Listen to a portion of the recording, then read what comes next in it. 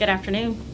Welcome to the explanation of the changes for the Louisiana residential agreement to buy and sell and the changes to the property disclosure.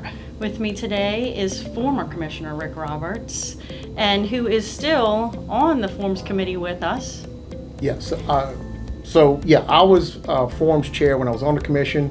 Commissioner Halphen is now Forms Chair of the current commission. So what we have, and for those of you who don't know, this is a collaborative effort between the Louisiana Real Estate Commission and Louisiana Realtors.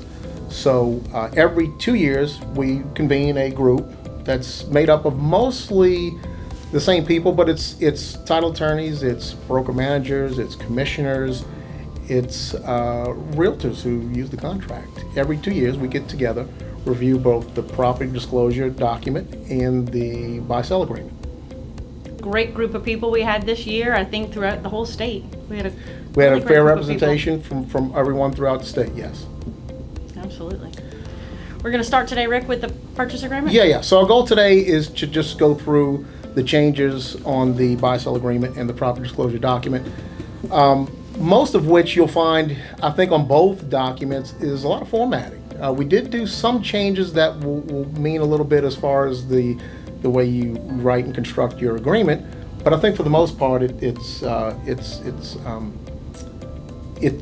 changes that will help you when you're filling them out, when you get your clients to fill them out. Yeah, right? Exactly. Yeah. So let's start. First page, really, there's not anything substantive changed other than dual agents kind of moved a little bit to one side. Of course, that's a checkbox. You don't have to fill out both sides if you're dual agent. Electronic notice authorization is quite the same on both. It doesn't have a box. That's your thing? You can take credit for that? Box. I am. I'm taking rid of all the boxes out of the agreement. I like that idea. We will credit Commissioner Halphen for taking all the extraneous boxes off of the agreement. That being said, on page 2, which is very similar to the agreement you're using, with the big exception, and this is one I like. Mineral rights. For those of you who have struggled with mineral rights, of course, we can fill in the blank with the 0 to 100%. Most of the time it's 0. But no longer, 1, we don't have a box. 2, there's no signature spots anymore in that page 2 for mineral rights. So for those of us filling out the contract, oftentimes you get to get on a roll with just doing initials on the bottom of each page, and you're like, oops, I didn't put a signature spot in mineral rights. Gone. No longer there, right? Great change. Great change. And then, of course, there's other nuance change in the also included. We're specifying that those items that are included on the contract are transferred without warranty. So after the sale, seller doesn't warrant the refrigerator, the washer dryer, the gas logs are warranted after the sale. And that was just highlighted there in the also included section on page 2. Line 18, it basically says be transferred without any warranty, be deemed to have no value. So that's pretty much how they spelled that out. So there is no more question regarding that. Right. Cleared that up, if you will. One thing also, too, let me point out, the font on the new contract that you're going to get is bigger. Yes. It's a little easier to read for those of us who have a little more difficulty reading. As I'm wearing glasses today that I never had to wear before. There you go. It's because of the contract we're using now. Those days are gone. Yeah. So we do have. So when you ask about, hey guys, we went from 10 pages to 11. Well, a lot of that is in the formatting, in the font size has a lot to do with that, because we actually took some things out. Yes, we did. So let's go on. Now, one change that we have here in the proration section. What we did is we combined what was in the lease section before that had some language about prorations and put it all in one section, which you'll see on page 4 in prorations. Dee, do you want to go over some of that language real quick? Yeah, we changed, one of the biggest changes we made was on line 98, we changed it from proration and other costs to proration special assessments and other cost to clear up some of the misinformation or where the responsibility lied, if you will. So we wanted to make sure that everyone understood when you have those special assessments or prorations, how that is handled and whose responsibility it is. It also spells out what the definition of the special assessment is and who can levy it.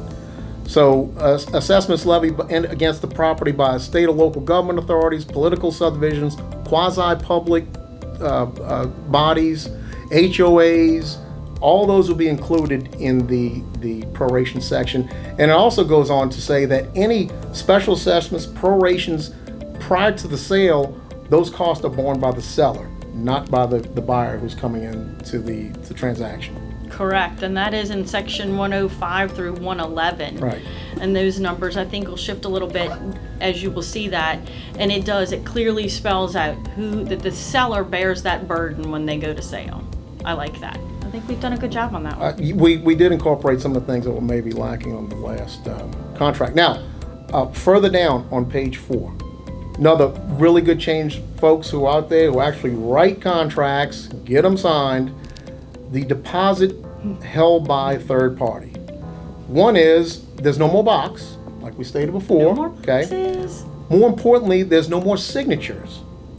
So in the past, the deposit section would reference see attached addendum. Well, what we simply did is incorporated all the language of the deposit addendum onto the contract. So there's no longer a necessity to have a addendum attached to it. So there will still be a spot where the deposit is held by listing broker, selling broker, or other. And other could be title company, builder, seller, whomever. Or no deposit. I know that's one of your favorites. We put that on last year, but most importantly, you do not have to reference a separate addendum. It is there. The language in the addendum is on the contract. So you do not have to sign in the middle of the contract. You can simply acknowledge by initialing at the bottom. No more box, no more signatures in the middle of page 4. So that's a substantive change that I think for those of who actually write contracts will like. Going further down to page, let's see, 5? 5. Couple things. The leases section, you will see that somewhat. We broke that out. It kind of fell into the special assessments, what we just talked about. We pared down the lease section quite a bit. Yeah. And incorporated into the prorations. It just made sense to put it there. Yeah. A big change you will see, ladies and gentlemen, is the current contract, the new home construction section. And I'm not going to raise my hand, maybe you can raise yours. How many of us checked there is no new home construction addendum? If you check that, it probably wasn't correct, because the way the contract reads that you're currently using is if the property to be sold is completed new construction, which means if it's not completed new construction, neither one of those choices apply. It was oftentimes checked. Sometimes we get agents come back and say it wasn't supposed to be checked. It was supposed to be checked. Managers come back saying we need it checked. Well, guess what? We took it off. I think we have about 50-50 on that one. It's gone. We got plenty of submissions, both pro and con, but it seemed like nobody, one, was reading that section, and two, there was a lot of consternation out there about whether it should be checked or not. Understanding. So, if it is a new home construction, that will simply be further back on the list of addenda, which you can attach then, instead of having the checkbox system that most didn't fill out correctly. Correct. So, Correct. that is gone, folks. That was huge. Yes, that was a big one. Again, we do have some little housekeeping here, with the exception of the inspection response for option 2. It now reads the buyer may present a single signed and complete written list to the seller. So for those of us who maybe take the inspection report and say, here's your response, and they just give you the entire report with no structure, no definitive things what you're asking for, you can do that, but you're going to get your buyer to sign it. And Correct. Initial, I guess, each page if you're not going to do a list like we're calling for a Correct. contract. So that's, it's a minor change, but it's something that we got a lot of submissions on saying, hey, agents are getting a little sloppy, a little laissez-faire about not giving a signed list from the buyer. Don't know who it's I think really it's a coming small from. change, but an impactful change. I think that it will make you take a moment to prepare the document and present it the way it should be and have all parties acknowledge it. And I think that's the best way to handle that. So really no other substantive changes until you get to page 10. And the list addenda to be attached. And of course, New construction addendum is on there. What we did take out is FHA amendatory clause, because 99% of the time, we don't have the amendatory clause when we write the contract. Correct. Typically comes from the lender after the contract's been consummated, and you're kind of a little bit further down the road with the lender. So we took that off as a checkbox. We still have 2 open spots where you can fill in if you like, but really didn't see a necessity to have the amendatory clause on Which there. is It's a where pre-printed section. Right, we removed the FHA amendatory clause, but we added the new construction addendum Right.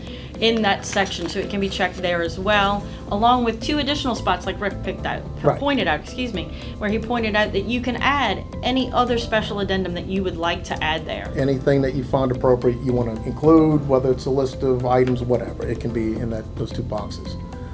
Finally, another, again, big formatting, not really substantive structural change of the contract, but we got a lot of submissions on how it was kind of wonky. The current form we use has a signature spot, then print spot, then signature spot, where now they're coupled together and the date and time is in an appropriate spot where it needs to be at the end of where they sign. So you have buyer signs, then the print name, then buyer signs and print name, instead of sign, print with date sandwiched in between. It sounds not like a big change, but folks who are filling it out and getting it signed, It is it's a big gonna, change. It's huge. I think that was the #1 request that I got specifically the to flow clear that up. is going to be immensely better for this situation as opposed to what it was before. And what's the big one? What's the big one, Rick, on this page? For me, it's big. I think for a lot of realtors, it's big. We have numbers on every line. Yeah, the page 10 of your current buy-sell agreement has no numbers on it. Our current agreement, page 11, but it has numbers on it. Page 11, same page, but has numbers on every one, so you can specify where you need that change if you need a change made. Could we clear up one little thing, please, Oh, on this page? please. Real quick. Members, if you're representing a buyer and you're writing the contract and your buyer's signing it, when you get to page 11 and they sign and you have the printer name and they date it, you stop. The line 446 that says this offer was presented to, that's the listing agent who would say presented to checkbox seller. Oftentimes I get an offer from a buyer's agent and they check off this buyer was presented to the buyer. Obviously, they signed and dated it. That's not for you to sign. So just a little nuanced thing, a lot of confusion out there. Managers saying this, agents saying that. If you're representing a buyer, you stop after they print their name on page 11, that's it. Selling agent would go from there and then accept, reject, or counter further down. So. Well, while we're on that, if you want to go back a little bit, history would tell us that maybe we should clarify who annotates the offer and where it's annotated. Okay. If you'd like to take that and just go a little step further with that to make sure, just a refresher, if you will, while we're talking to them. Name of receiving agent would be, for instance, if another agent, and this is partly brought over from when we actually used to bring contracts to offices. But it could be sent to someone. It could be sent to a licensed assistant. Yeah. So that name would go on agent receiving agreement from designated agent, which would be the buyer's agent. They're receiving it, but they're not the designated agent for the seller. That would be further down. And again, this part is not numbered. It is in the box on the first page. Signature of designated agent receiving agreement. That would be a listing agent. So again, and then there's a way to indicate whether it's hand delivery, electronic, or any other means. If there's a fax, God forbid if we're still using fax. Well, if Rick is sending me an agreement, we'd say agreement transmitted by, and he would check the electronic email. Right. And then he would say that he was delivering it to me. What date and time he delivered it to me. That's right. And that way I have some kind of record. God forbid if the commission wants to see when the offer was received by the other party, and then when the actual designated agent received it, and then most importantly on the last page, when they sent it to the seller. Correct. And that's why this offer was presented to the seller by the Halphen designated agent, that's going to be important, because if there's a big time gap between when agent received it Correct. and when agent sent it to seller, the commission's going to have something to say about that. Yeah. So, and again, guys, you can present the offer, you can email it to your clients. That's presenting the offer. So again, those two times wouldn't necessarily coincide, but you probably wouldn't see a big gap between the two. No, and present it simply means that you sent it to them. It doesn't mean that you've covered all of the terms and conditions of said contract. It simply means that it's been given to them to review. Right.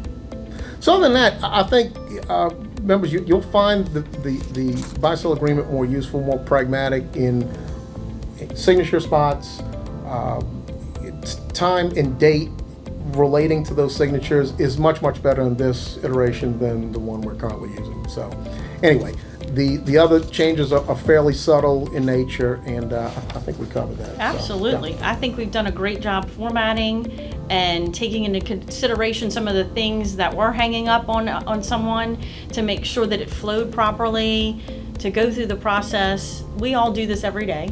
We Yeah. deal with contracts every day. So the people that were on the committee made sure that this is not random people making these decisions for us. They're practitioners just like we are. This is you, yeah, and we've received at least, 200 submissions from mostly practitioners, managers, brokers.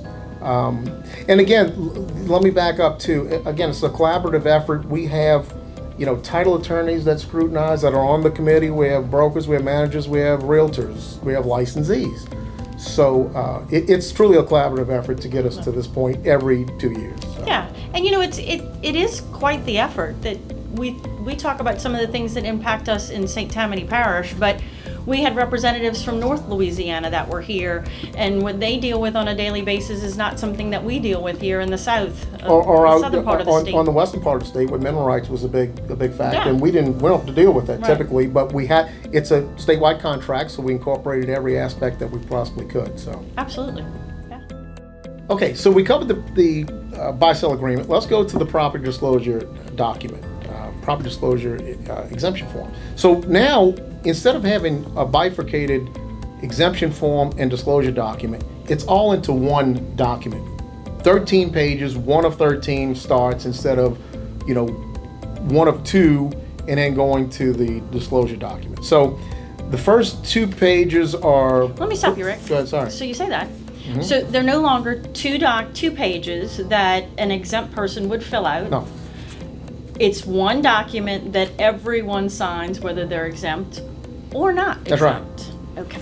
And the biggest change coming here, and this was brought to us by more than a few, is the checkbox it's now on the end, page 3, or in the middle of page 3, I should say, where the seller acknowledges either one, they're exempt from filling out the property disclosure and declare that they have no knowledge of the defects in the property, that they have reviewed the exemption page and seller does not claim any of the exemptions, or most importantly, and this is the new addition, that the seller claims that he or she is exempt from filling out the property disclosure document, but declares that the seller has knowledge of known defects and wishes to disclose them here.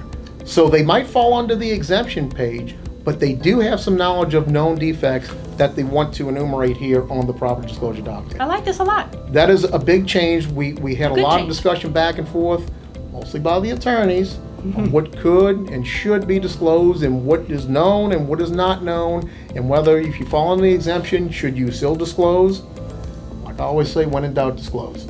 Always. So now sellers have that opportunity to declare they're exempt, but also disclose if they do have some knowledge. Yes. And it's a checkbox, just like the other 2 were on the current form.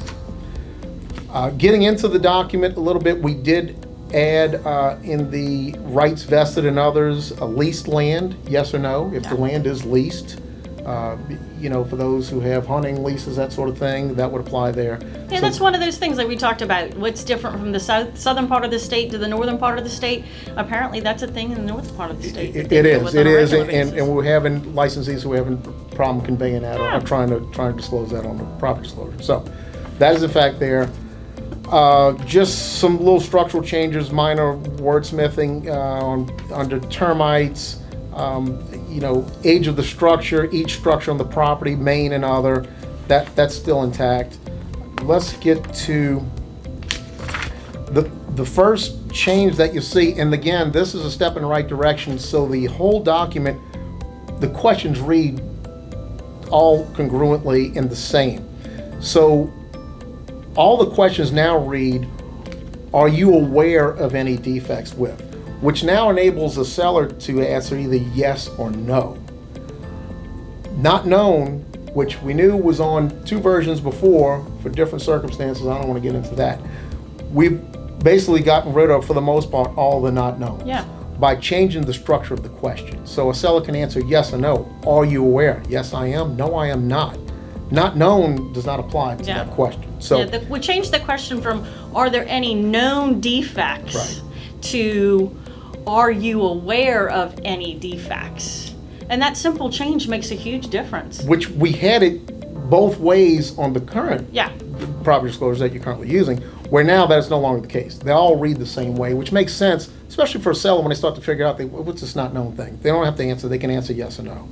So you'll see that starting on question 16, which starts to talk about water piping, electrical, that sort of thing. So that's how that reads. You want to cover 24? Oh, yeah. Additional details? Yeah. So the formatting, it goes all the way through. We changed that verbiage that carries through all the way. And then we go to question number 24. Does the property or any of its structures contain any of the following? Check all that apply and provide additional details at the end of the section. So we made some big changes. I think this is probably the biggest, I should say the section we changed the most. Sure. Because we added some things and took some things away. More added. We added solar panels to this section. Well, we took it from its standalone spot further in the disclosure and added it here as containing any. So, yeah, solar panels. Yeah, so we have yes, no, or not known. So we added the solar panels, generator, smoke detector, CO detector, because of some state changes, state laws that they enacted at the beginning of this year. So we added that to make sure that the seller is, has a knowledge that those things do exist and that they have to have them. And then we have, are any of these items leased? And if they're leased, provide the information regarding those leases. I think a lot of people don't realize that those solar panels and alarm systems. Security alarm, yeah. Yeah, so, those are the 2 biggies, I think. So previously it just addressed solar panels, well, at least not. Now, any of these items, if they are in fact leased, you would indicate that there and then provide who the provider is for those leases. It just raises that point to them to make sure that they bring that information to the forefront for us. And then if it would be buyers and agents looking at it, they see something's leased, the next question would be, well, okay, how long is the lease? What's the lease for? What are my obligations if I take on that property? The financial responsibility tied to it, for sure. Right. Absolutely. So that is a substantive change you'll see in that section. If you go further on to page 10, flood disaster insurance was taken out and is now just under the general heading of federal disaster assistance / grants. So, and it covers everything SBA, road home grants, those sorts of things that are still on the current property disclosure. Yeah, it breaks down as you go further down, road home program, the whole section covers, I think breaks it out pretty clearly what we need, the information we need to handle that situation, if you will. Right. And then again, further down on page 12, again, solar panels were a standalone section. They're now incorporated in the section that are included. And of course, the big change, if you will, on the last page, along with, I think the signing stayed the same. Correct, I do think changed so. On the contract. Yeah. But you want to cover that? Yeah, the last piece, and I think the most important piece, is that we added a disclaimer that says sellers shall notify all parties in writing immediately if any information set forth in this property disclosure document becomes inaccurate, incorrect, or otherwise materially changes. So we want to make sure that everybody gets notified when something on this disclosure changes, and everyone needs to be aware of those things. So I think that's huge, and I think that you will appreciate having that in there. And it could be something as simple as they had a contract, they got inspection done, and they found some things that were wrong. For some reason or another, the sale didn't go through. The seller can now say, yeah, those things have changed, and now I've addressed these things that were brought up. So, or more importantly, something that hasn't been rectified or cured, they can indicate that now and change the property disclosure as needed. So, Correct. Yeah. So it's not a static thing. They have to change it as things change with the property. Right. And I think the sellers need this little bit of a reminder that it's not set in stone, that as things change, time goes on, things happen, and it's okay. We just need to make sure that the information gets out to everyone involved in the transaction. So again, that pretty much covers the proper disclosure. Yeah. It's one document now, 13 pages, 1 through 13. It's easily numbered, so if you're following along trying to get signatures, initials, and that sort of thing, they should all fall into place instead of 2 pages and then 10 pages like we had before. So I will say that, all of these have been approved. They will be on the website by the end of this week and available for you to use. They will become mandatory as of January 1st. Right. That information will get out to you. You'll have that in plenty of time. You may start using them at any time after they are posted. So you can start getting used to using them in their new format before they become mandatory. And if you do have any questions, the commission is here. Everyone here is wonderful, more than happy to help. The commissioners, I'm sure, are more than happy to take your calls and answer any questions you may have regarding these. Yeah, exactly. And like I said in the beginning, a collaborative effort between Louisiana Realtors, Louisiana Real Estate Commission. I gotta do some quick shout outs. Please, please. And listen, there's 20 some odd members on this committee. Again, title attorneys, licensees, brokers, managers, those sorts of things. Big thank you to Jeremy Travis with the Louisiana Real Estate Commission, who was our scribe and put all of our machinations together into a document that actually had numbers and made sense and was written in English that we wouldn't get chastised for in school. But again, we also had quite a bit of help from both legal counsel, Louisiana Real Estate Commission, Tom DeVilliers. Yes. Legal counsel for Louisiana Realtors, Kim Calloway. Director Mir was very helpful and instrumental. A lot of other people behind the scenes, but I would be remiss. And of course, Forum's chair, Commissioner D. Halphen, was very instrumental in getting a lot of this done and getting the commissioners to understand what we were doing and make sense of it as well. So we appreciate their efforts and all the efforts of the committee, and you know who you are, there's plenty of y'all. Again, we do this every 2 years. We take all suggestions from all licensees. We look at each and every one of them, no matter how trivial they may seem or sound. We give everyone their due attention on what they submit. So. I think we had 19 pages worth of changes. Line items, 19 Yeah, full pages. Some of it was duplicative, but we had over 200 submissions. A lot of them good, and the ones that were good I just took credit for, and the ones that weren't so good, well, we assigned other people. So. All are appreciated because we need to hear all the information and make sure that we're making the best decisions possible. So we appreciate all of you doing that. We thank you. Absolutely.